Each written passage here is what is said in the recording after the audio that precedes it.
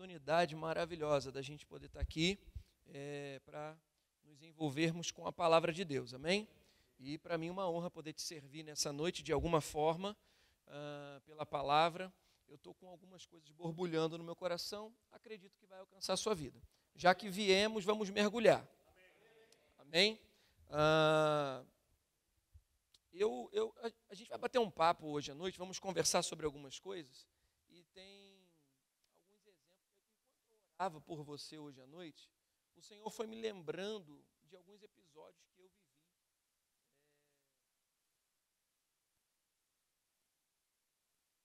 Alguns episódios que eu vivi, e eu quero começar por aqui.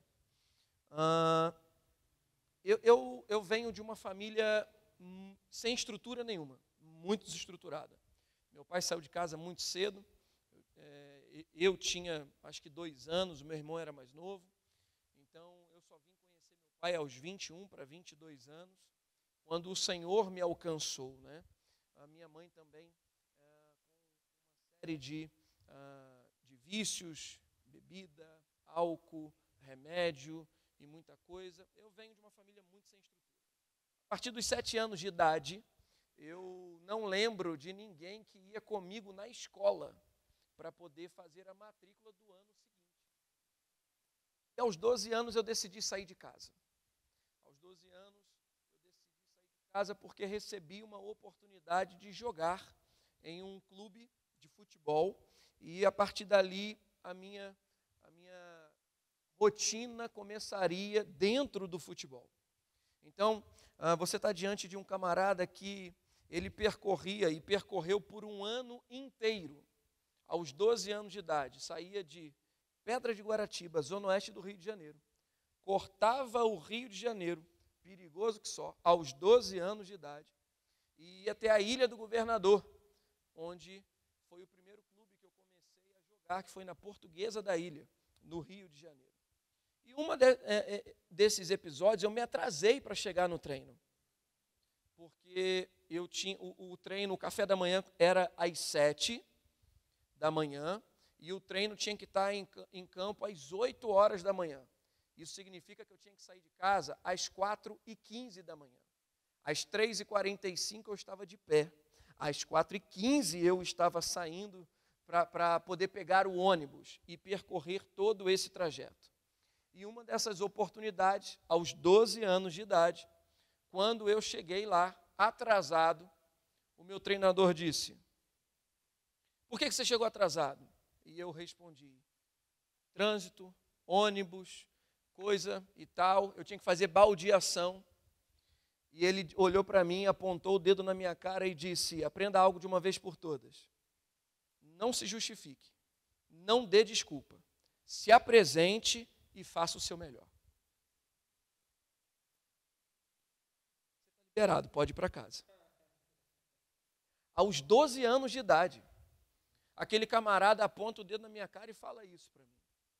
E eu tinha que tomar algumas decisões difíceis para poder não me atrasar mais. Uma delas foi decidir sair de casa de uma vez por todas e nunca mais voltei. Essa verdade grudou no meu coração. E nós estamos diante de homens de Deus. Eu e você não somos daqueles que damos desculpas. Eu e você não somos daqueles que justificamos coisas. Eu e você não somos daqueles que transferimos responsabilidades. Eu e você nos tornamos solucionadores de problemas. Começamos bem? Posso ir um pouco mais? Sabe, eu aprendi desde cedo e eu aprendi com a vida, e depois eu vim perceber que tinha muito padrão dentro da disciplina do esporte, tinha muito padrão bíblico envolvido e já era Deus me treinando para aquilo que eu iria viver. Mas eu achei naquele dia algo muito pesado, muito agressivo, muito duro de se ouvir e muito difícil de compreender naquele dia. E o que eu pensava é que ele era incompreensível, insensível e tudo mais. Sabe, eu e você devemos estar com o coração aberto para termos por perto homens que falam verdade, parceiros que falam a verdade, parceiros que nos impulsionam, que nos colocam para cima. Eu e você não fomos chamados para andar e nos associar com pessoas que apenas vão concordar com os nossos erros. Parceiro de verdade, associação divina, identifica qualquer limitação, fala a verdade em amor e cresce junto com você. Amém, gente? Então agora eu estava saindo de casa para poder morar na concentração do clube. E daí para frente a minha vida se tornou essa jornada de 2 em 2 anos ou de 3 em 3 anos. Quando eu me transferia de um clube para o outro, eu morava nas concentrações. E uma das coisas que eu ouvi muito nos alguns treinadores que eu tive, eles diziam: se a oportunidade não aparecer, você cria a oportunidade. Sabe, irmãos, eu penso que quando nós nos voltamos para a palavra, quando nós nos enchemos da palavra e quando nós estamos em parceria com Deus, nós temos a oportunidade de criar coisas no nosso dia a dia. Nós não somos daqueles que vamos concordar com as estatísticas do lado de fora. Eu e você não somos daqueles que vamos ficar reféns das estatísticas do lado de fora. Eu e você não somos daqueles que vamos ficar justificando uma ausência de resultado por causa de uma oportunidade que não apareceu. Sabe, irmão, se eu conseguir chegar até aqui com a vida que eu tive, não me venha com desculpas. Eu e você criamos a oportunidade. Eu vou repetir.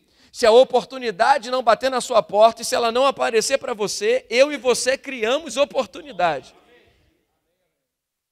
Então, quando as situações de jogo estavam bem complicadas, bem difíceis, ou quando a gente encarava e enfrentava um time melhor, ou uma equipe melhor do que a nossa, ou quando nós não estávamos bem mesmo no jogo, uma voz vinha de fora dizendo: se não apareceu a oportunidade, cria uma, provoca uma. Se posiciona no lugar certo, se conecta com a pessoa certa, cria uma. E essas coisas foram entrando no meu coração. E depois eu conectei isso com os princípios da palavra. Sabe, irmãos, quando eu comecei a pastorear em Volta Redonda 12 anos atrás, eu não tive investimento, eu não tive alguém que investia, alguém que acreditava. Eu tinha uma morena linda com 1 ano de casado, com 2 anos de casado e um gordinho. Porque com 3 meses, numa troca de remédio, Bárbara ficou grávida. E o nosso João chegou. Mas Deus me envia para a Volta Redonda. E agora a gente vai começar do zero. Não conhecíamos a cidade, não conhecíamos ninguém, não conhecíamos nada. Mas Deus sabe com aqueles que Ele pode contar, que tem ao longo de uma jornada construído dentro de si uma fibra moral, que quando pega algo para fazer não solta por nada. Eu vou repetir, eu e você não soltamos por nada. Então eu descobri algo, quem quer ouvir? 3 pessoas. Eu vou te dar uma segunda chance. Quem quer ouvir? Amém. Só seremos conhecidos de 2 formas. Quantas maneiras? Só de 2 maneiras. Não tem outra. Só seremos conhecidos de 2 maneiras. Ou pelos problemas que damos, ou pela solução que trazemos.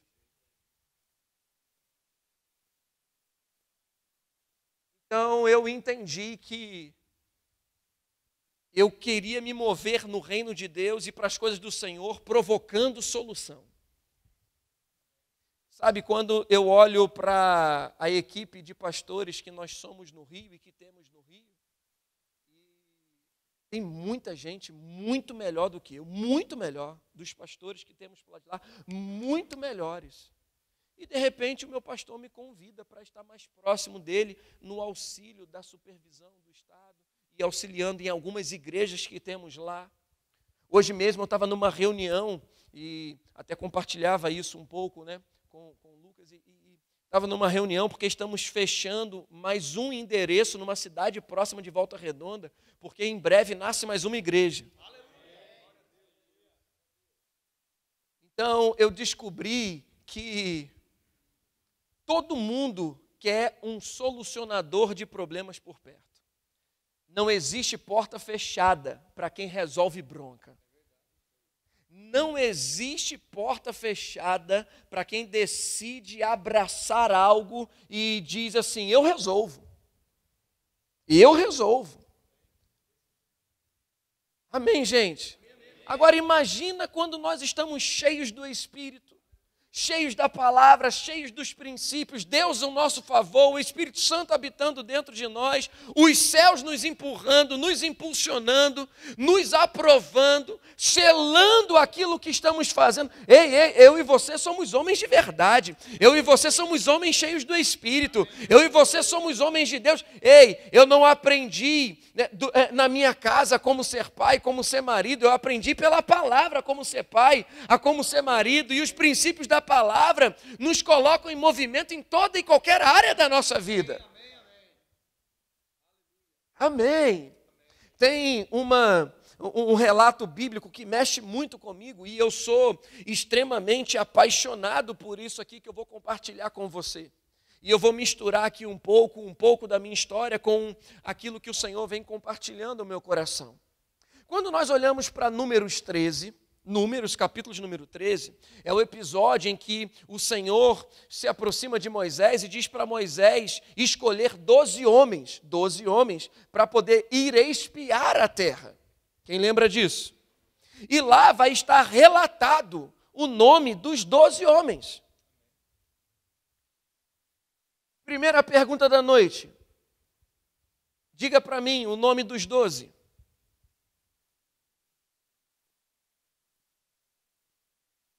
Eu vou escolher um, tá bom? Nome dos 12.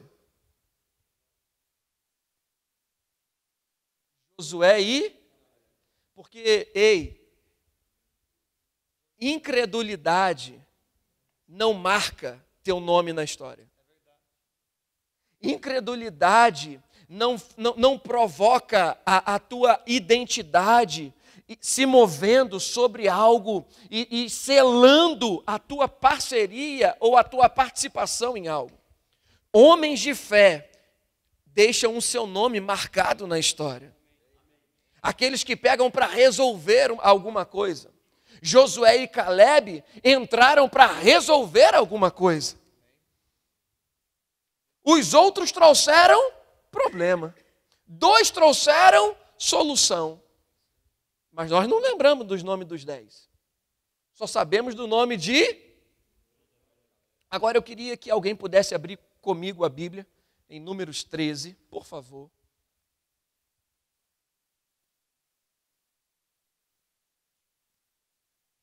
A partir do versículo 1, Números capítulo de número 13, versículo de número 1.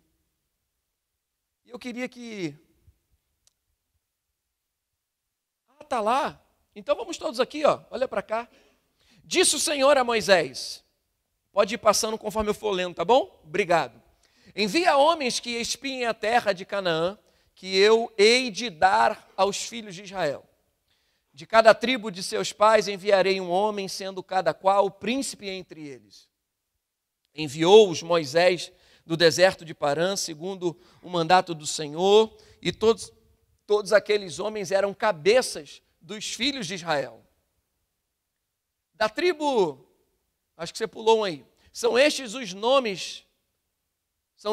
seus nomes. Da tribo de Ruben, Samua, filho de Zacur. Da tribo de Simeão, Safate, filho de Ori. Da tribo de Judá, Calebe, filho de Jefoné. Da tribo de Issacar, Gigeal, filho de José. Da tribo de Efraim, Oséias, filho de Num. Da tribo de Benjamim, Paute, filho de Rafo. Da tribo de Zebulon, Gadiel, filho de Sode. Da tribo de José, pela tribo de Manassés, Gade, filho de Suzi.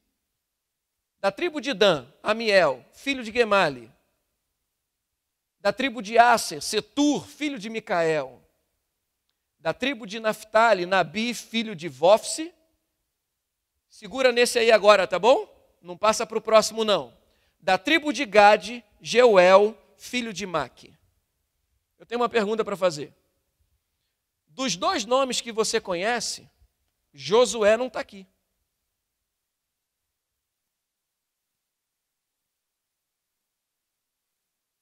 Alô?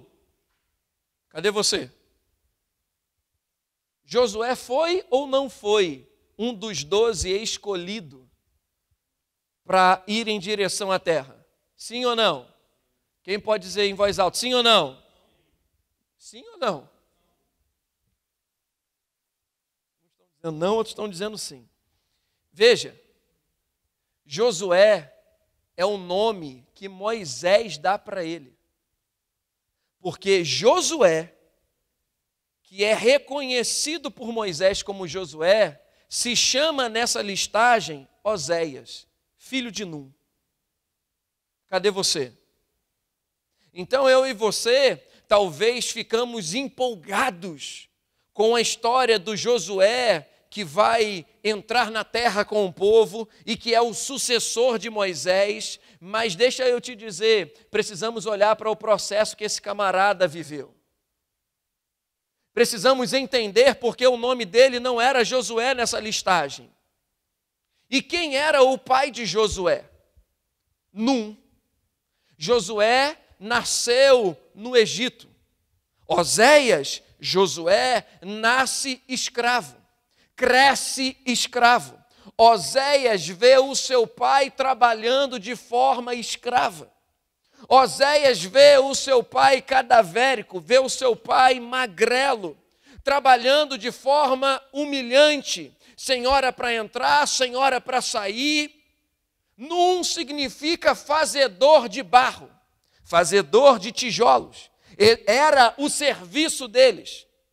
Só que por costume do povo hebreu, Num, pela manhã, se reunia com a família à mesa e não deixava de compartilhar dos valores de Deus com os seus filhos.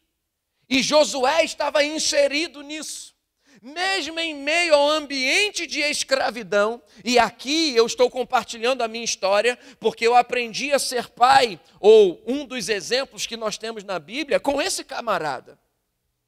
Porque mesmo em meio a um trabalho forçado, mesmo em meio à escravidão, mesmo em meio às adversidades, Num plantava esperança e expectativa no coração de Oséias. E dizia pela manhã para o seu filho, Flávio Joséfo relata muito bem isso, e narra muito bem a história dos hebreus, e essa continuidade ou essa transferência de legado. E diz, você vai ver quando o Senhor nos livrar dessa condição. Você vai ver quando o Senhor nos livrar dessa condição, Oséias. Só que Oséias foi crescendo, e agora com 12 anos começa a trabalhar também de forma escrava. E ele chega em casa cansado, chega em casa suado, chega em casa também humilhado, mas a cada manhã o pai plantava esperança e expectativa e fibra moral dentro daquele menino e dizia para ele, você vai ver quando o Senhor nos libertar e nos livrar.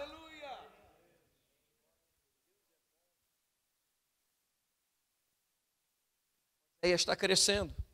28 anos se passam. Quantos anos? 28 anos se passam e agora ele está com 40 anos. E agora Oséias com 40 anos. 28 anos se passaram trabalhando de forma escrava e agora com 40 anos. O pai mantém o coração do filho aquecido na esperança e na expectativa de que um dia o Senhor livraria eles daquela condição. Mas o que Oséias tem na memória?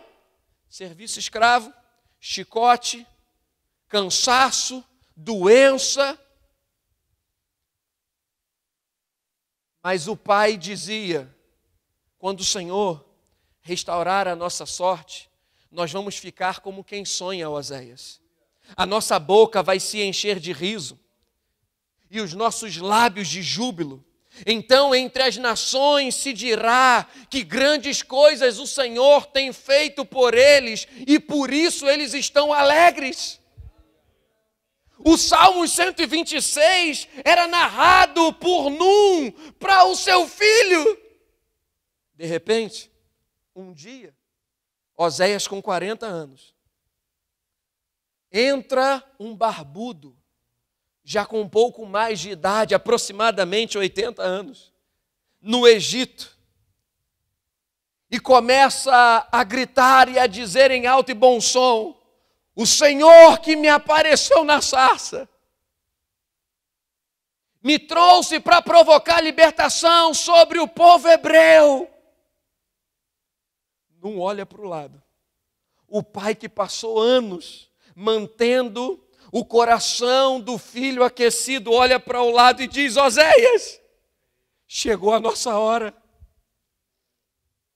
Vinícius, onde que você quer chegar? Já cheguei. Quem é você quando você não vê saída? Quem é você quando você não vê esperança ou quando não vê expectativa? Eu e você fomos chamados para manter o coração das pessoas acesos. Eu e você fomos chamados para manter o coração dos nossos filhos aquecidos. Não importa se a gente ainda não viu um resultado, não importa se algo ainda não aconteceu do jeito que a gente esperava, a gente não muda a nossa convicção, a gente não muda a nossa força, a gente não muda a nossa fibra, a gente se mantém confiante no Senhor, a gente continua se movendo pelos princípios da palavra, a gente continua se movendo por aquilo que Deus disse ao nosso respeito, e os nossos filhos vão ver aquilo que sai da nossa boca se cumprindo na nossa e na vida deles.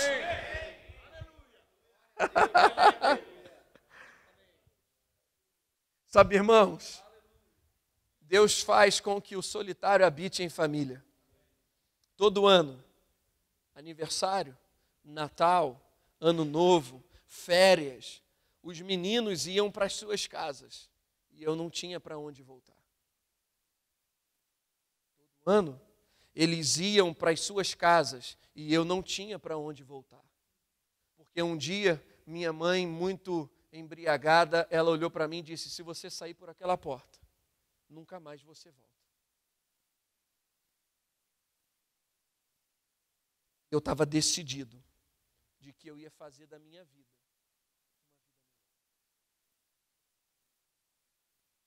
oportunidade de provocar os princípios de Deus sobre a vida dos meus filhos. Quando eu olho e vejo os meus filhos batizados no Espírito Santo, quando eu olho e vejo os meus filhos envolvidos nas coisas da igreja, eu olho para o meu passado e digo para ele: você não me parou. Eu não sei se você podia vibrar junto comigo, eu vou repetir. Eu olho para o meu passado, eu lembro que quando eu fiz o Rema, eu fui a única pessoa que tive um sapato social da Lacoste. Eu não sei se você sabe, hoje eu não sei, né? Mas eu acho que a Lacoste, naquele tempo não tinha sapato social, mas eu tinha um. Eu fui comprar um sapato social, porque o Rema exigia esse padrão naquele tempo, quando eu fiz. Não vou dizer o ano para você não achar que eu sou muito velho, mas era um sapato do camelô. E ele com uma semana abriu. Ficou a boca de um jacaré. Então, eu o apelidei Lacoste. Mas você sabe que eu fui ministrar em uma igreja, no bairro que eu comprei esse sapato, anos depois. Agora, não tem muito tempo. E eu fiz questão de voltar lá, naquela rua, pisar lá e dizer para o meu passado: você não definiu o que eu ia viver em Deus. Então eu aprendi algumas coisas, gente. Não damos desculpas. Não nos justificamos. Não transferimos responsabilidade. Assumimos a nossa e fazemos acontecer. Posso orar para liberar o povo? Posso continuar mais um pouco? O pastor fez assim: já vai terminar. Então eu vou mais um pouco.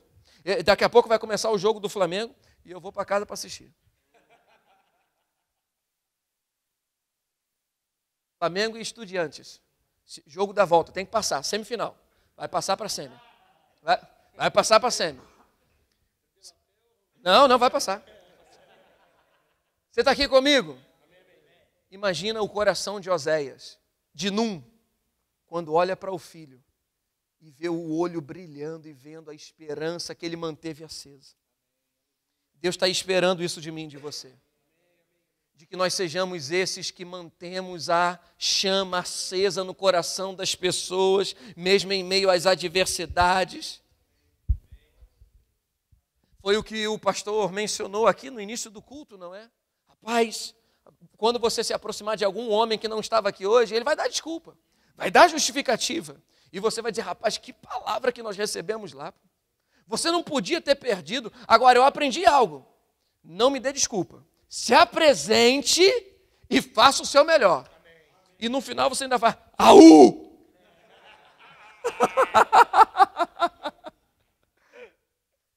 Então agora, Oséias tem a oportunidade de sair. E quando ele sai junto com Moisés, Oséias sai junto com Moisés. E Moisés entra na tenda, tem um camarada na porta da tenda. Moisés sai da tenda, tem um camarada na porta da tenda. Moisés vai para um lado, tem um camarada grudado nele. Moisés vai para o outro, tem um camarada grudado nele. Versículo 16, de Números 13. São estes os nomes dos homens que Moisés enviou a espiar aquela terra. E a Oséias, filho de Num, Moisés chamou de Josué. Porque quando Moisés viu o procedimento, a entrega, a busca desse camarada, quem é você que fica de um lado para o outro? Oséias diz, eu sou Oséias, filho de Num. Percebe? Um avivamento pessoal não vai começar de um dia para o outro. Disciplina, renúncia, entrega, dedicação, paixão, convicção, confiança, expectativa.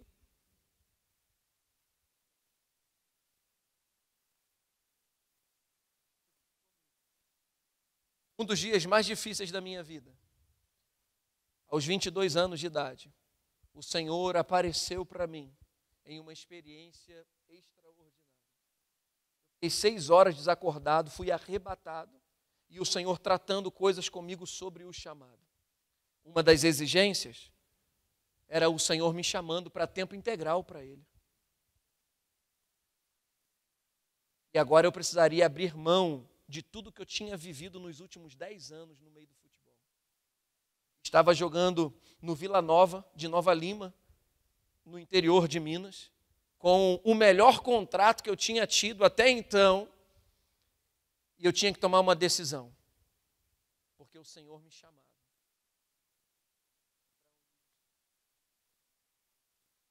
Para eu e você experimentarmos de coisas diferentes em Deus, Deus vai requerer de nós renúncias. E eu e você vamos dar a resposta que o nosso Deus merece. Quando eu cheguei para o meu empresário e disse para ele, rapaz, eu vou precisar abrir mão, vou concluir esse contrato e vou encerrar a carreira, ele disse, você está usando droga? Eu falei para ele a experiência que eu tinha tido, ele falou assim, cara, você está usando alguma coisa? Cara, eu te ajudo. Ele estava comigo desde os 12 anos, ele apostou em mim, ele acreditou em mim. Cadê você? Mas eu te digo, faria tudo de novo hoje. Porque o que eu tenho vivido em Deus. Acabei de receber um áudio de uma ovelha lá de Volta Redonda, um dos nossos líderes de Volta Redonda, por causa de uma edição do Centro de Cura que eu participei, um menino de 7 anos, que já tinha sido decretado a morte pelos médicos, por causa de leucemia. O sangue completamente desregulado, completamente estragado, completamente contaminado. Uma imposição de mãos. Uma imposição de mãos. Uma imposição de mãos. Os pais estão maravilhados, gravaram o áudio, vão estar na nossa igreja no próximo domingo para poder dar o testemunho do menino. Curado. Eu vou repetir, curado. Então eu entendi algo. O tamanho das nossas experiências são compatíveis com o tamanho das nossas renúncias.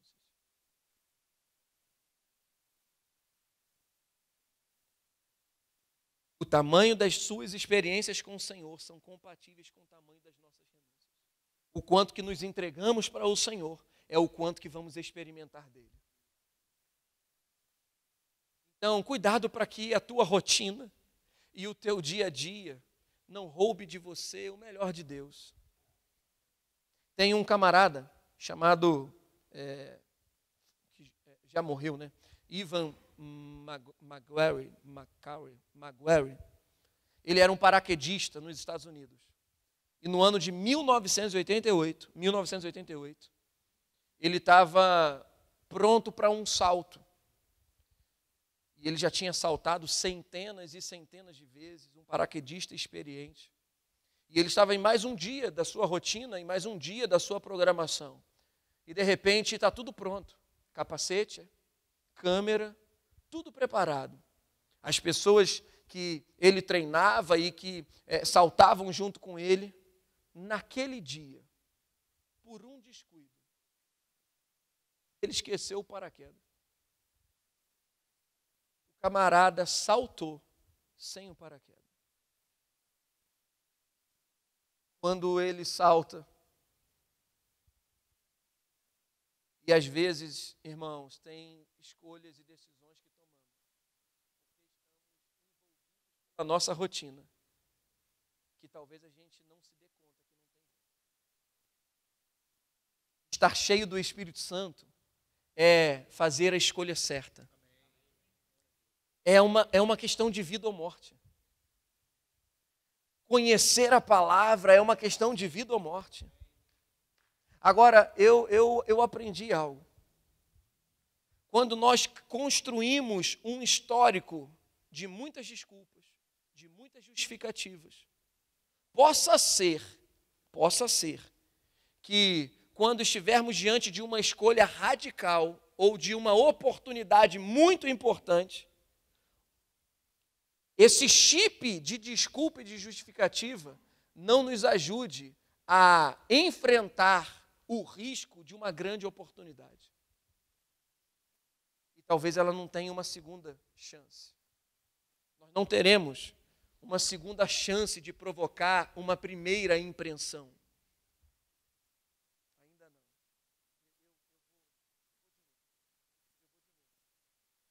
Uma decisão daquele camarada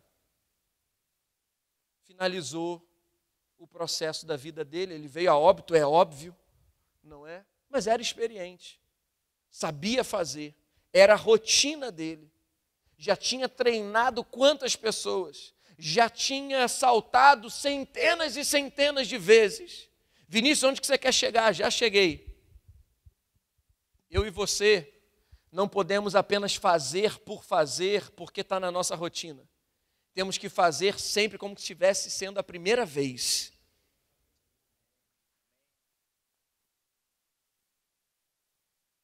Amém, gente? Eu creio que quando eu voltar aqui, eu e você vamos estar tão vivos no Senhor, tão avivados no Senhor, e tão cheios de bons resultados em Deus, prosperando como nunca, avançando como nunca, família como nunca, porque os princípios da palavra estão vivos dentro de nós. Eu concluo essa mensagem com esse exemplo. Depois que eu parei com o futebol, eu comecei a trabalhar com alguns jogadores de base. E eu comecei a aplicar treinos para que eles pudessem estar preparados para quando uma oportunidade aparecesse num clube.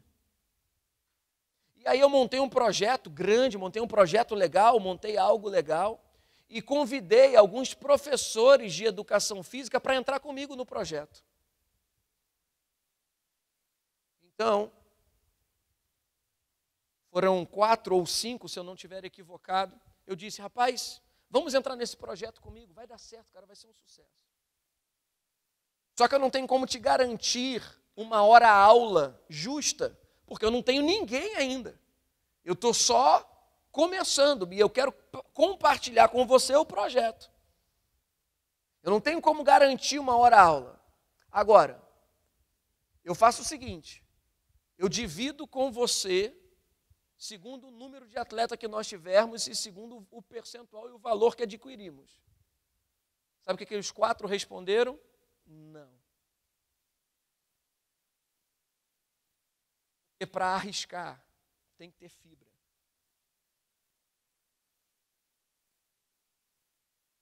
E aí eu sugeri para eles, se tivermos 30 atletas, a gente vai rachar.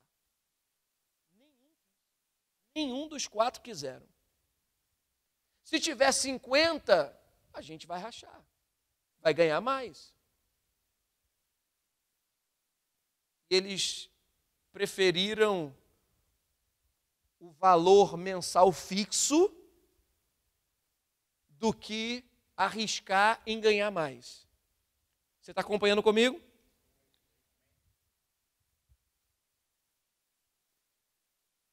Eu pensei, cara, eu vou ter que chamar alguém. Sozinho não dá. Eu preciso de uma equipe. Então, eu fechei com eles o risco por minha conta e disse, vamos para cima. Sabe quantos atletas eu fechei? 80. 80 atletas. Eles vieram para fazer uma reunião comigo. Sabe qual era o teor da reunião? Você aumenta o percentual? Eu disse não. É claro que não. Tem que ter fibra para experimentar de algo maior, irmãos. Tem que ter fibra para experimentar de algo maior. Levanta suas mãos. Deixa eu liberar algo de Deus sobre você aqui agora. Está claro no meu coração isso aqui. Está claro no meu coração isso aqui. Pega isso para você em nome de Jesus. Pega isso. Antes de eu liberar, diga comigo, eu sou um solucionador de problemas. O maior volume de dinheiro passa na mão daqueles que solucionam problemas. Não é o que tem mais currículo, não é o que tem o melhor currículo, não é o que trabalhou na melhor empresa, é o camarada que transmite confiança, lealdade, integridade, verdade, fibra, força, vontade, perseverança. O maior volume de recurso hoje em dia passa na mão daqueles que se colocam para resolver bronca e que têm fibra para isso. E eu creio que eu estou diante de homens assim. Em o nome de Jesus. Essa mensagem é a unção do Espírito de Deus, pegando junto com essa mensagem e sobre o coração que está envolvido com essa mensagem, e que eu e você possamos experimentar de um avanço de prosperidade em Deus como nunca antes na tua vida.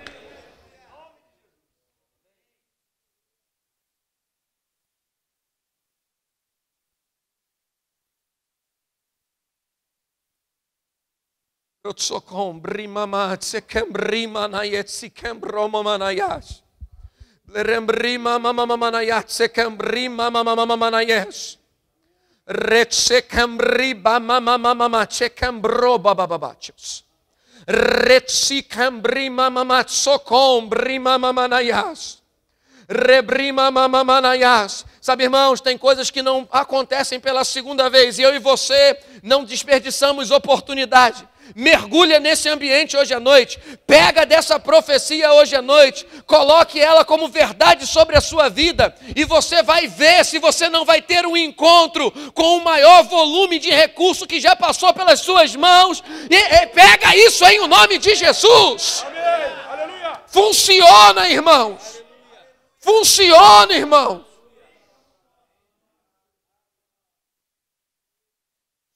Brima mamamanayas. Brema mamamama socom brima mamanayes. Brima mamanayes. Pai, nós te damos graças por essa noite. Nós nos posicionamos como homens que mantêm a esperança acesa.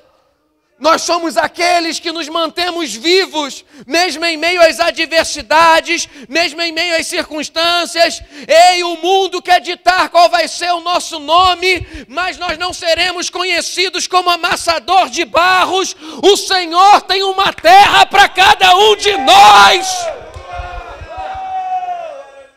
Aleluia! Socorre, mamamanaiás. O Senhor tem uma terra para mim e para você, irmãos.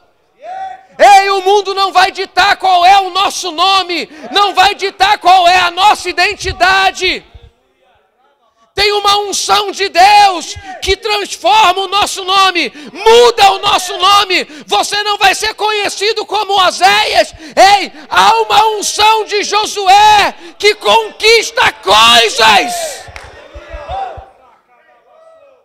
Parte para cima, parte para cima, cria a oportunidade, cria, provoca ela.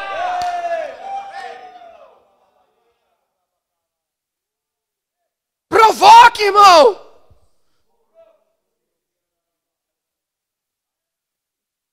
Rima mamamamanayes, ritsokom rema mamamamanayes. Rima mamamamanayes. Remrima mamamamanayanayas.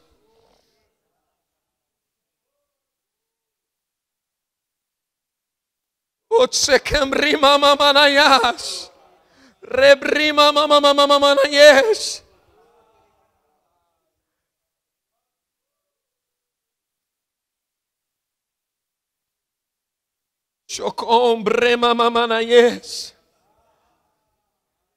Sabe, irmãos, eu ouço o Senhor aqui dentro de mim dizendo: provoque as oportunidades. Sabe quantas vezes eu ouvi isso na minha adolescência? Sabe quantas vezes eu ouvi isso no início da minha juventude, irmãos, no início da minha fase adulta? Aquela voz do lado de fora, na beira do campo, dizendo: cria, provoca.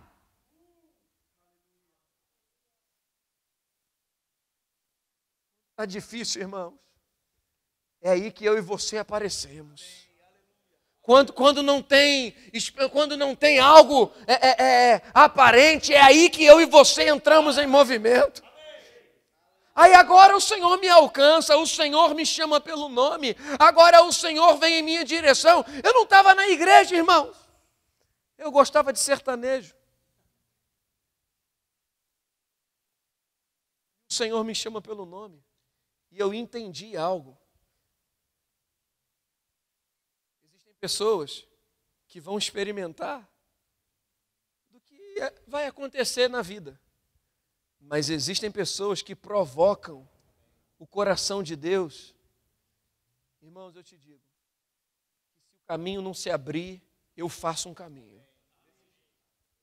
Eu e você fazemos um caminho. Se a porta não se abrir, a gente acha um jeito de achar uma brecha. E Deus vai provocando isso por causa de postura, eu e você não somos daquele evangelho. Ah, se Deus quiser. Ah, se Deus fizer. Não, irmão, não. Eu e você somos do time de Smith Wigglesworth. Ele dizia: se o Espírito não se move, eu movo o Espírito. Nós provocamos o coração de Deus. Amém, irmãos? Renúncia, disciplina, livre de justificativa e de desculpa. Você tem noção do quanto que eu tive que ressignificar e modelar e mudar a minha mentalidade, irmão, de trauma que eu vivi? Complexado, inferiorizado, as emoções completamente abaladas. Todo ano, aqueles meninos iam embora, eu não tinha para onde ir. Tanta coisa que eu tive que mudar aqui, para entender que o que está pronto em Cristo aqui.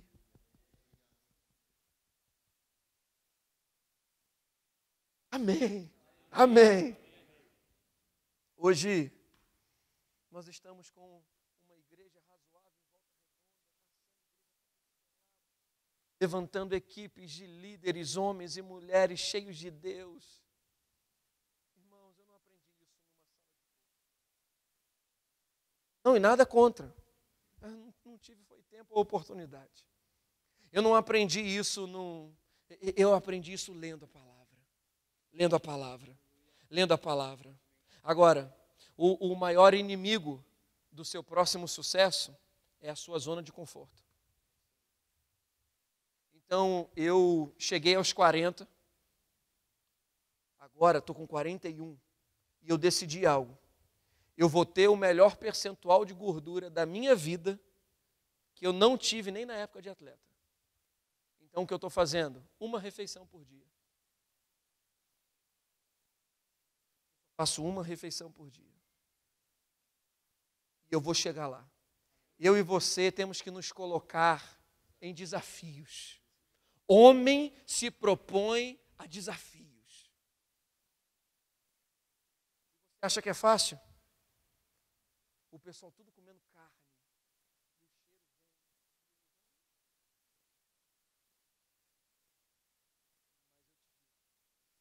Resultados espirituais, tem resultados naturais, dorme melhor, pensa melhor, vive melhor. Você está aqui. Agora, se você não domina o que você come,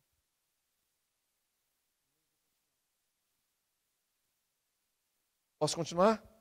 Se você não domina o que você come,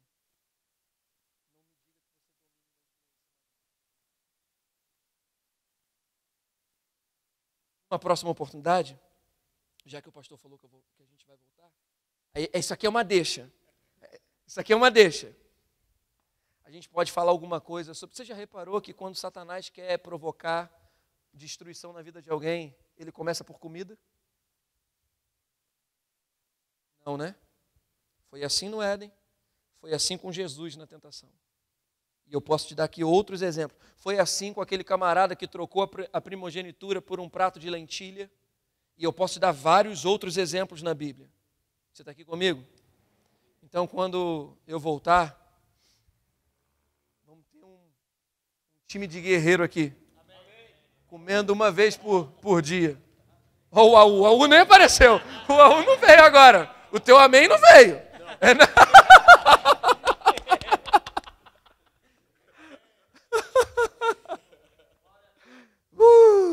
Glória a Deus. Amém, irmãos. Orar em línguas, orar no entendimento, meditar na palavra, é você provocar. Não fazemos o que gostamos, não fazemos o que preferimos, não fazemos porque é fácil. Eu e você fazemos o que tem que ser feito. E ponto. Ponto. Vou concluir com isso aqui. Sabe, irmãos, eu fui convidado por um empresário lá da cidade, acho que o meu tempo já estourou. Eu fui convidado por um empresário lá da cidade para poder fazer uma oração, porque estava tudo indo errado. E de repente, por causa daquela oração, ele começou a fazer uma consulta financeira comigo. E eu falei, a primeira coisa que eu pensei, só tirava 4,5 na escola. Em todas as matérias. Eu pedi licença para ele, fui para o banheiro e fiquei orando por 10 minutos em línguas. E quando eu voltei dando passos, acreditando que o Espírito Santo ia falar com ele, através da minha boca, em coisas que eu nem sei e nem sabia. Comecei a falar sobre planilha, comecei a falar sobre gestão, comecei a falar sobre a torneira aberta e fechada. Irmão, se tornou o maior investidor das nossas igrejas. Porque algo mudou depois daquela reunião. O 4,5. Mas um histórico de oração em línguas, disciplina, faz com que Deus te coloque no lugar certo, na hora certa, diante de uma boa oportunidade. Amém, gente. Eu creio de todo o meu coração.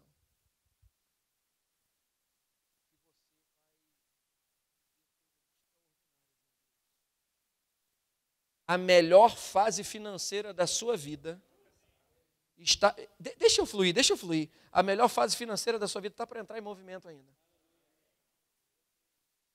Agora, ele me disse algo. Sabe o que ele me disse? Ele disse assim, pastor, eu preciso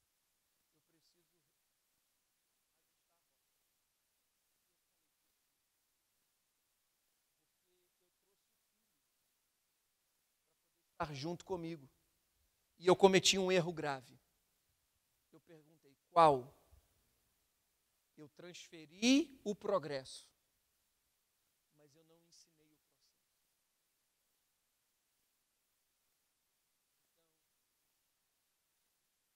E aquela inspiração, que talvez ele nem tenha percebido que era uma inspiração, e eu me enxerguei como pai, querendo que o meu filho não vivesse o que eu passei.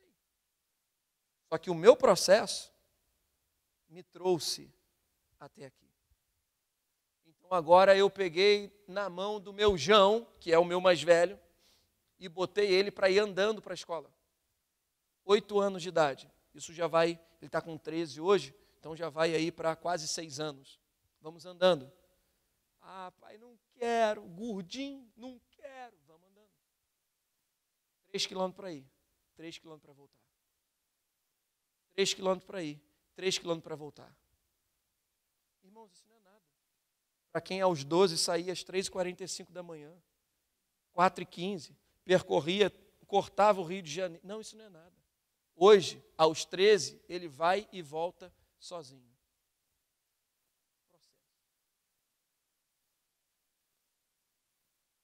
Posso fechar?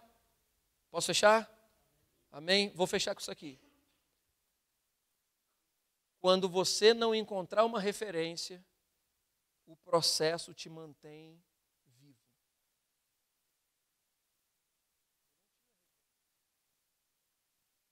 O processo era Deus já treinando e forjando algo em mim, para o que eu ia viver em Deus. Hoje, tem 20 anos que o Senhor me alcançou. 20 anos. Um homem de Deus, profeta, homem de Deus, disse assim num culto. Aqui nesse culto tem uma família. E essa família tem um jovem atleta, o nome dele é Vinícius. Traz ele para mim. Eu nem estava no culto. Meu tio foi correndo para me chamar.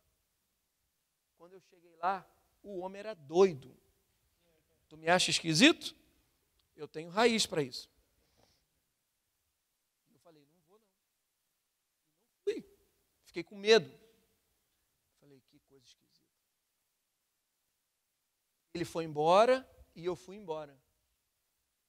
Só que a palavra profética, quando é liberada, ela provoca um caminho de Deus no teu coração. No domingo seguinte, eu estava já no culto, com o meu pastor, que é meu pastor há 20 anos. Está pronto para ouvir uma verdade? Paternidade espiritual não se troca. Não. Hã? Paternidade espiritual não se troca. Eu vou ser arrebatado com uma única paternidade espiritual. Meu pastor estava pregando, eu falei, agora sim, tranquilo, pastor, sereno, zen. 6 meses depois, o doido volta. E eu estou no culto, porque agora era a minha rotina. Ele olha para um lado, olha para o outro. Ele para o olho em mim. Ele diz, é você que eu estou procurando.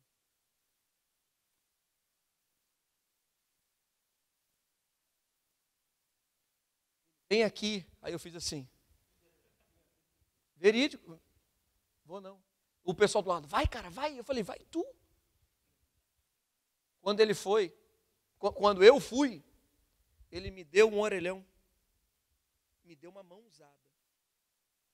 Pá! Eu fiquei 6 horas desacordado. Depois que eu fui entender que era unção, porque eu achava que era o orelhão.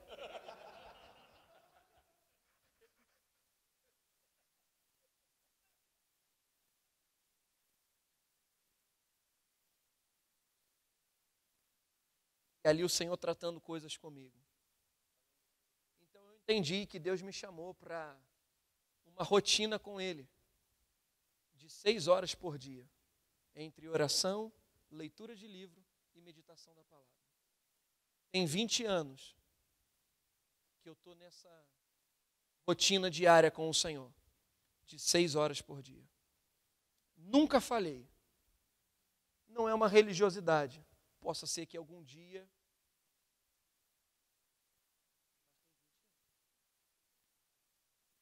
Fica comigo, disciplina.